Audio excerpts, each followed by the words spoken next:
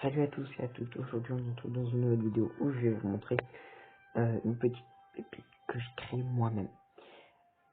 Donc je vais d'abord présenter le deck. C'est un deck cochon, tornade, archimagique, bûche roquette, tour à bombe et esprit d'axe. Et pour finir en anti-aérien, en plus de archimagique, les chauves-souris. Donc j'ai fait ma première game en Ligue 8 avec ce deck, donc grand champion. On n'a pas encore, on est presque aux 12 000 d'or. Et je vous jure que j'ai créé ce deck par moi-même. Donc personne d'autre le joue. Et j'ai fait une game avec et je vais vous montrer cette game. Et sur ce, bonne vidéo.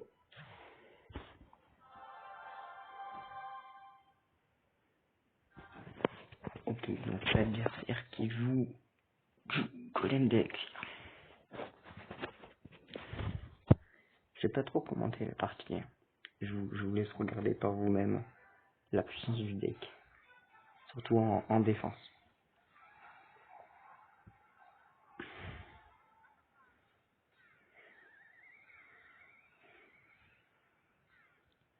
Le bon archimagique que j'ai mis pour faire rater les tours.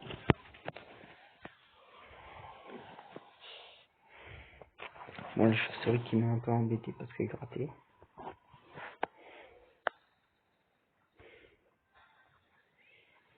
Alors là, ce qui m'a embêté dans cette partie, c'est son sort de rage. Son sort de rage qui one-shot me bat. Donc c'était un peu pénible. J'ai trouvé ça un peu trop fort.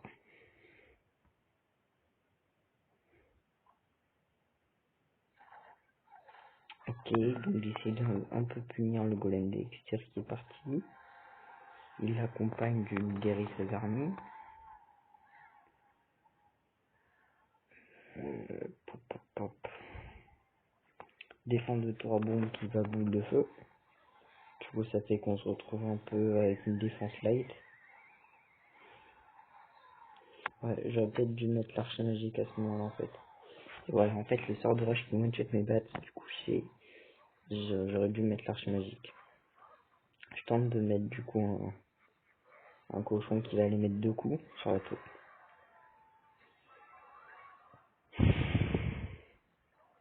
Je récupère tranquillement mon élixir.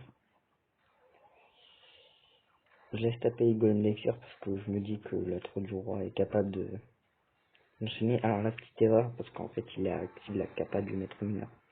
Mais du coup derrière c'est le dragon électrique, oui, voilà, qui se fait focus et du coup c'était un peu la carte qui m'embête le plus dans son deck parce que je trouve que cette carte est vraiment forte.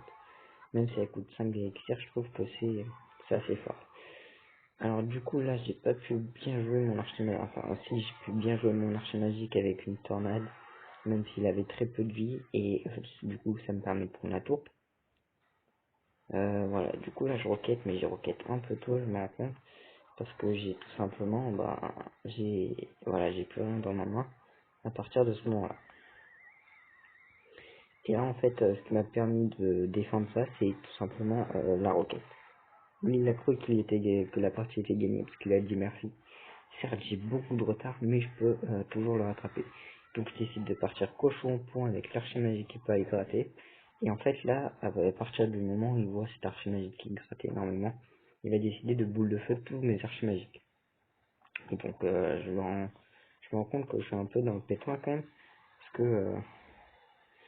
Parce que tout simplement, s'il arrive à défendre mon cochon et que derrière j'ai pas l'archimagique, je vais pouvoir rentrer très peu de dégâts. Voilà. Donc là je repars en archimagique avec le cochon qui va toujours mettre un coup, donc ça me permet toujours de gratter. Donc là il tente de un peu forcer sur la tour à bombe, mais j'arrive quand même à bien défendre. Donc en fait ce qui est fort dans ce deck c'est vraiment la tornade qui va très bien avec la roquette, l'archimagique et la tour à bombe. Donc forcément voilà. Là j'ai pas bien joué mon archimagique parce que j'ai pas pensé qu'il allait être focus par les battes. Voilà, donc ça les joueurs CRL l'auraient pensé, je l'ai pas pensé malheureusement. Donc vous voyez qu'au fur et à mesure, on rattrape un peu notre retard. Voilà, donc là j'ai mis une belle tornade pour pouvoir prendre un peu toute la value. Là je vais mettre juste une très bonne roquette parce que toutes ces trucs sont à côté, du coup ça fait une très très bonne value. Et là on commence un peu à rattraper notre retard. Il a mis sa boule de feu et ben du coup j'ai plus qu'à mettre ma tornade et comme il a pas cyclé ses sorcières de la nuit, c'était totalement gagné. En sachant que j'ai beaucoup de mal à défendre les golems d'Extir, je trouve que c'est un deck qui le défend totalement bien. Parce qu'on a la tour à bombe, on a les battes et l'archer magique et l'esprit de glace, avec le tout qui fait la tornade pour faire une bonne value, c'est totalement parfait. Du coup, je vous montre un peu le deck, prenez-le en stream si vous voulez le jouer, je trouve qu'il est excellent. Voilà, donc je sais que tout le monde n'a pas ces cartes max, donc j'ai essayé de penser un peu à tout le monde et je me suis dit, ok, donc je vais créer plusieurs variantes de deck pour que vous trouviez la plus adaptée, celle que vous aimez mieux et aussi celle où vous avez les cartes le plus au max. Donc la première version de ce deck, j'en ai fait 5 au total. Première version de ce deck, c'est celle que je viens de jouer, qui est pas mal. Donc cochon, tornade, archer magique, bûche, roquette, tour à bombe, esprit de glace et pour finir bats. J'aurais peut-être dû mettre un truc un peu plus fort que les bats en anti-rien, mais je me suis dit comme j'ai l'esprit de glace, l'archer magique et la tornade, et en plus de la roquette, je me suis dit que c'est largement suffisant. Ensuite, deuxième version du deck, le premier deck il coûte 3.3, voilà. Donc deuxième version du deck, c'est exactement le même deck, sauf que j'ai préféré mettre la tour de l'enfer à la place de la tour à bombe et à la place des bats j'ai préféré mettre du coup les gobelins à couteau qui sont très forts et qui remplacent les squelettes et aussi qui sont un très bon tank et qui meurent pas au sort de rage ou encore au zap. Donc là on a de quoi faire des bonnes défenses pour un total de 3.4 d'élixir-vation. Ensuite donc là j'ai préféré opter pour une défense totale. Donc toujours le même deck, cochon, tornade, archi magique, bûche, roquette. Sauf que là aussi j'ai encore changé le bâtiment. À la place de la tour à bombe ou de la tour de l'enfer, j'ai mis le canon, qui est un très bon bâtiment défensif. En plus de ça, on a la bûche pour tempo et la tornade pendant que le canon met le bon coup. Ensuite, du coup, on a l'esprit de glace pour défendre ou cycler. Et j'ai préféré mettre les archères dans ce deck. Parce que tout simplement, on n'a pas la tour de l'enfer. Le canon ne fait pas le même rôle que la tour de l'enfer et n'est pas en aussi bonne anti-aérien. Et du coup, ça touche pas les touches anti-aériennes. Vous allez peut-être me dire que la tour à bombe non plus. Mais l'avantage de la tour à bombe, c'est qu'on a la tornade peut être utilisé sur la bombe et à ce moment-là la bombe va du coup toucher les anti-aériens. Par exemple une gargouille, les gargouilles, si on a une ordre de gargouille, ça peut marcher. Voilà. Donc toujours 3.3 pour ce deck. Donc vous voyez comme ça un cochon cycle, je vais pas mettre au-dessus de 3.1, 3.4, 3.5. Ensuite donc là j'ai opté pour un deck cochon Sims qui est beaucoup joué en ce moment avec l'artificière. J'ai pas l'évolution donc si vous l'avez vous pouvez la mettre. Même si honnêtement je trouve ça un peu pas original. Donc cochon c'est les archers magiques, bûche cette fois on n'a pas la tornade. Donc faudra bien gérer ses placements d'archers magiques. Mais en revanche on a plus de défense avec l'artificière, la tour à bombe et les gobelins à couteau. Et pour finir l'esprit glace. Qui offrent des défenses quasiment égale à celle d'un logbait ou d'un splash arm. Allez, et pour finir, même deck qu'au début, sauf que cette fois, on a la version Tesla. Tesla qui va être buff la saison prochaine. D'ailleurs, je vais peut-être vous montrer l'équilibrage pour ceux qui ne le savent pas. Mais dans l'équilibrage, on a plusieurs cartes qui sont touchées. Alors, beaucoup se plaignent de cet équilibrage parce que tout simplement, il est comment dire, il est un peu inoffensif. Et beaucoup de joueurs pensent qu'en fait il va rien faire du tout et que ça ne va absolument rien changer à la méta et que tout le monde continuera à jouer du cochon 6 pour défendre le géant royal et que tout le monde continuera à jouer à jouer du géant royal. Donc si je me rappelle bien, je suis en train de vous mettre un peu les cartes qui sont touchées, donc qui vont être soit nerf ou buff la saison prochaine. Et si je crois bien, on a que ça avec ça. Voilà, donc on va commencer d'abord par les nerfs. Donc dans les nerfs, on a d'abord le géant royal évolution qui est touché. Si je me trompe pas, il perd des HP parce que honnêtement, regardez comment c'est abusé. Le nombre d'HP qu'il a, il a 4881 points de vie, c'est énorme. Alors que le géant royal normal, il a que 4060 points de vie. Voilà. Donc autant nous dire que l'évolution gagne presque plus de 1000 points de vie, c'est énorme. Voilà, donc sur ce, ça c'est le premier truc. Encore une fois, ça va être, il va être nerf ce CPV, mais vraiment de rien du tout. Je crois que c'est de 7%. Donc je crois qu'il passe à 4500 points de vie, je crois, si je dis pas de bêtises. Et en fait, c'est pas du tout ce qu'on attendait, parce que si on veut nerf vraiment le géant royal, faudrait vraiment mettre un truc à 2-3 cycles. 3 cycles, ça serait parfait pour moi, parce que c'est une win condition. Donc forcément, on va beaucoup la jouer, et maintenant les gens, en fait, ils jouent géant royal dès le début, pour vite avoir l'évolution après, et comme ça demande qu'un cycle, dès que vous avez joué le jeu de premier géant royal, vous avez le géant royal évolué. Donc c'est très fort. Et donc c'est pour ça que Supercell a décidé de nerf les HP, mais de pas beaucoup. Ensuite, on a du coup l'artificière évolué qui est la carte la plus jouée, je pense, à l'heure actuelle sur le jeu. Donc l'artificière, il y a beaucoup à prendre en compte.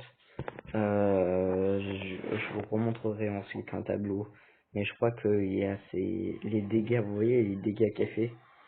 Et ben la séance de zone bleue, et ben je crois qu'elle dure moins longtemps. Et petit nerf des HP, mais qui elle résistera toujours du coup aux flèches. Ensuite, dernier nerf, on a le maître mineur qui nerf.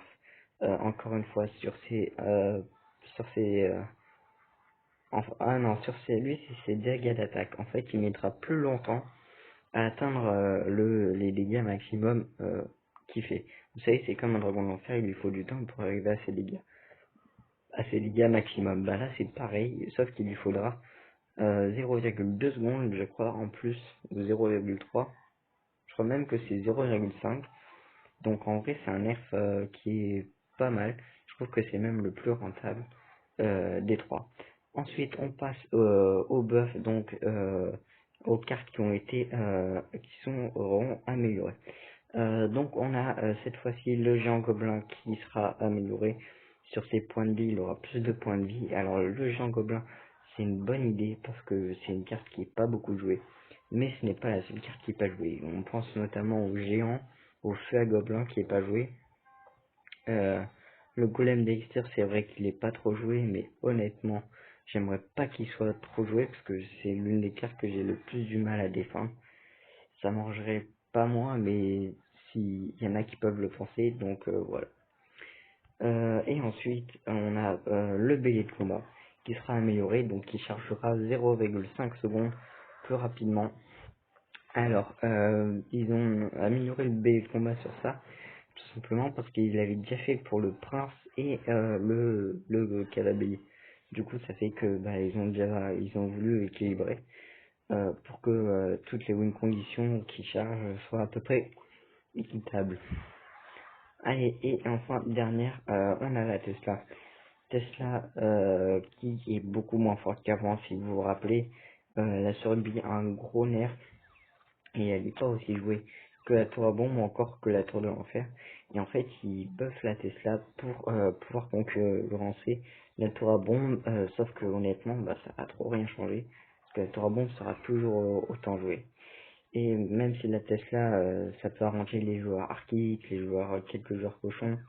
Et honnêtement, je pense que ça remplacera pas du tout la tour à banc. Donc voilà, je vais vous montrer quand même le panneau des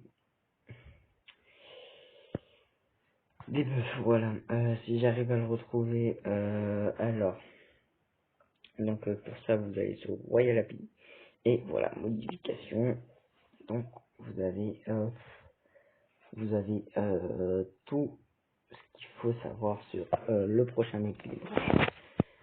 Alors voilà, donc 6% de plus au point de vie pour le Jean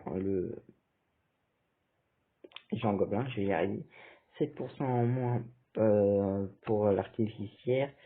Voilà. Et la Tesla qui du coup frappera 0,1 seconde plus rapidement. Donc en vrai, à voir. À voir. Et du coup, faster, donc 8% rapidement. Et 9%, donc elle passe de 8 à 8%. De 8 à 9%, pardon. Donc voilà. Et ensuite, distance du coup, voilà. 0,35 secondes à charger. Maintenant, il passera à 0,30 tout court secondes pour arriver. Ensuite, du coup, voilà. Donc, comme je vous le disais, c'est ces zones de l'artificière qui vont diminuer, tout simplement. Donc, vous savez, quand l'artificière fait des zones, ça dure un peu longtemps. Et là, ça durera 2 secondes et 1,5 secondes. Voilà. Et du coup, voilà, les dommages de duration, donc c'est-à-dire les dommages sur la durée, il lui faudra 4,5 secondes pour l'atteindre. Et donc apparemment il y aurait deux phases, donc Supercell a augmenté chaque phase de 0,25. Et enfin Jean Royal nerf de 8,3% sur ses HP. Voilà, donc il y a beaucoup de joueurs qui se plaignent du nerf parce il n'est pas très très adapté et à la méta et surtout que ça sera insuffisant. Voilà, du coup sur ce, j'espère que la vidéo vous aura plu. N'hésitez pas à vous abonner, à partager, surtout partager, je vous en supplie, dès que vous entendez ça, quittez la vidéo, partagez-la à tous vos groupes, si vous êtes dans les établissements scolaires, partagez à vos groupes d'amis, à tout le monde. Et j'espère vraiment que j'ai un bon niveau sur Clash Royale et je peux toujours vous régaler avec des vidéos. Donc j'espère vraiment qu'elles vous font plaisir. N'hésitez pas quand même, on partage, mais quand même liker et abonnez-vous. Et ça me fait super plaisir. Ciao tout le monde.